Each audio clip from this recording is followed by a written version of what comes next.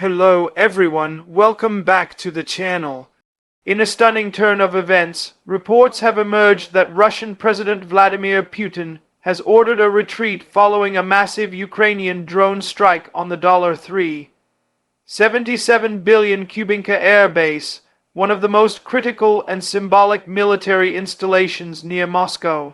This moment marks one of the most significant developments in the ongoing war, as it demonstrates Ukraine's growing ability to strike deep into Russian territory, challenging Moscow's air defense capabilities and exposing weaknesses in what was once considered an impenetrable shield. The Kubinka Air Base, long viewed as a symbol of Russian air power and pride, is now under scrutiny after sustaining serious damage from precision Ukrainian attacks.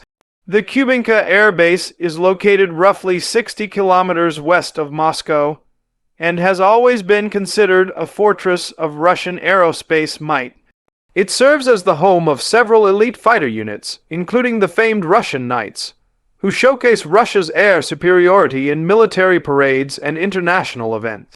The exterior of the base is vast and meticulously designed, featuring several high-capacity runways, reinforced aircraft shelters, and sophisticated radar installations that are integrated into Russia's broader defense network. The area is heavily guarded, with anti-aircraft systems strategically placed to detect and neutralize potential threats before they come close. However, the recent attack changed that narrative dramatically. Ukrainian drones, flying low and fast, managed to infiltrate the airspace undetected, targeting fuel depots, aircraft hangars, and radar facilities. Satellite images captured after the strike reveal widespread damage, smoke rising from multiple points, and debris scattered across the tarmac. Several reports indicate that at least a handful of Su-30SM and Su-57 fighter jets were damaged or destroyed, which represents not just a loss in material, but a significant symbolic defeat for the Russian military establishment. Inside the base, operations were previously managed through a high-tech command center equipped with advanced communication systems, radar tracking capabilities, and satellite-linked defense coordination. The interior structure of Kubinka was designed for resilience and efficiency, combining old Soviet-era architecture with modernized digital systems introduced over the past decade. But despite these technological improvements, the Ukrainian drones appear to have exploited vulnerabilities in Russia's electronic defense systems, including jamming weaknesses and radar blind spots.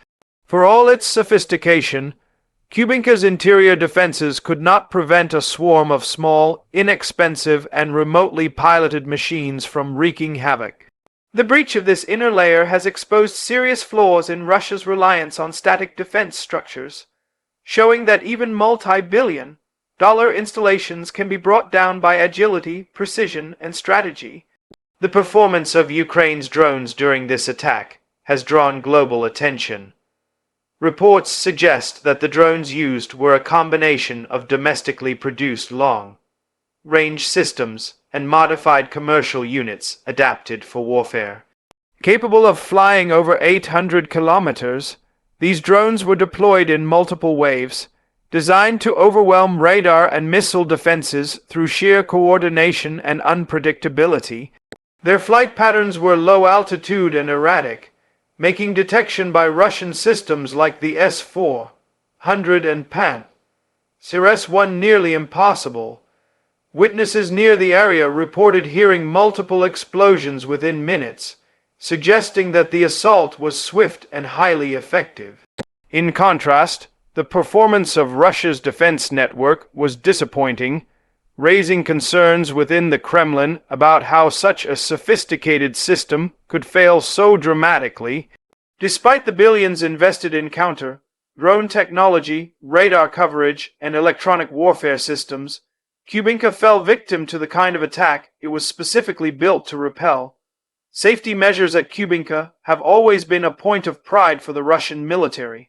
The base was designed with fortified aircraft shelters, reinforced underground storage facilities for weapons, and a multi-layered security perimeter that included anti-air and electronic warfare defenses.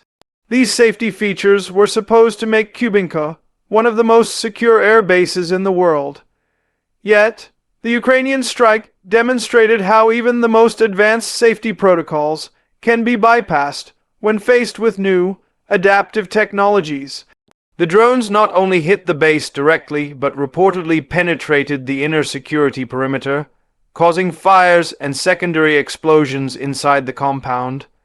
These incidents have sparked concern about the broader safety of other critical Russian bases located closer to Moscow. Military analysts warn that if a base like Kubinka can be struck so effectively, then no installation in Russia is entirely safe from long-range drone attacks anymore. This realization has shaken confidence within the Russian defense apparatus and raised urgent questions about the country's ability to protect its strategic assets. The unique importance of the Kubinka Air Base lies in its dual role as both a functional airfield and a national symbol. It serves as a testing and maintenance site for Russia's most advanced fighter aircraft, including the Su-57 stealth jet and the MiG-35. It also houses elite demonstration units that represent the pride of Russian aviation on the world stage. Because of its location near Moscow, Kubinka plays a crucial role in protecting the capital from aerial threats, acting as both a defensive stronghold and a logistical hub for air operations in Western Russia. For Ukraine, striking Kubinka was not just a tactical victory. It was a psychological and strategic statement. It signaled to the Russian leadership and the world that Ukrainian forces can reach deep into Russian territory, disrupting even the most heavily defended sites. This ability to project power through unmanned systems marks a new chapter in modern warfare, where technology and innovation can offset traditional military disadvantages. The cost implications of this attack are enormous. The Kubinka Air Base, with its vast infrastructure, high-end aircraft radar systems and defense installations, is valued at approximately $3.77 billion. The recent drone assault has reportedly caused hundreds of millions of dollars in damage, particularly from destroyed aircraft and compromised radar arrays. The financial impact, however, is only part of the story. The psychological effect of losing control over such a significant site is immense. According to multiple reports, Putin's decision to order a retreat of some air assets from Kubinka and nearby bases was driven by concerns that additional strikes could follow. Moving aircraft and personnel away from such a strategic location reflects a rare defensive move by the Russian leadership, indicating that they are no longer confident in the invulnerability of their own heartland. This retreat is also being interpreted as a symbolic defeat for Russia's broader military narrative. Throughout the conflict, Moscow has portrayed its air defense systems as the best in the world, capable of neutralizing NATO or Ukrainian threats with ease. The Kubinka attack, however, directly contradicts that claim. It reveals the cracks in Russia's military machine and highlights how Ukraine has successfully evolved its warfare strategy to exploit those weaknesses. Ukraine's increasing use of drones shows not only technical ingenuity but also strategic precision. By focusing on high-value, low-risk strikes, Kiev is maximizing psychological and operational pressure on the Russian command structure. Every successful attack deep inside Russia sends a message that no matter how deep or fortified their bases may be, Ukraine can still strike them. As for Putin's order to retreat, analysts say it may be both a practical and political maneuver. On one hand, moving aircraft and assets further east protects them from similar strikes. On the other hand, it also prevents further embarrassment from potential future attacks. However, this retreat sends a message of weakness that is hard to conceal from both domestic audiences and international observers. The Russian public, already growing weary of the prolonged conflict, is now witnessing the vulnerability of their once vaunted military power. Meanwhile, the international community sees this as validation of Ukraine's growing strength. Supported by advanced Western technology, tactical discipline, and the courage to challenge a much larger foe. The Kubinka strike is not just another battlefield event, it's a signal of what modern warfare has become. Drones, data, and precision technology now dominate the landscape, reducing the relevance of size and traditional firepower. Ukraine's ability to use affordable, long-range drones to cripple billion-dollar infrastructure shows how quickly the dynamics of global conflict are changing. This attack has reshaped strategic thinking worldwide, forcing militaries to reconsider how they defend their critical installations in an age where the enemy can reach them without setting foot near their borders. In conclusion, the Ukrainian drone strike on the $3.77 billion Kubinka Air Base marks a pivotal moment in the Russian-Ukraine war.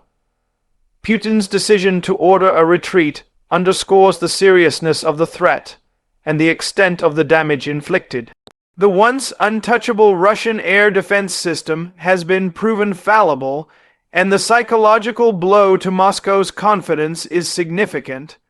This event is not just about one base, it's about the future of warfare, where speed, innovation, and adaptability outweigh brute strength. The message from Ukraine is clear. No fortress, no matter how expensive or secure, is beyond their reach. As the war continues, the world watches closely, recognizing that the skies over Russia and Ukraine are no longer just a battleground. They are a testing ground for the next era of military power.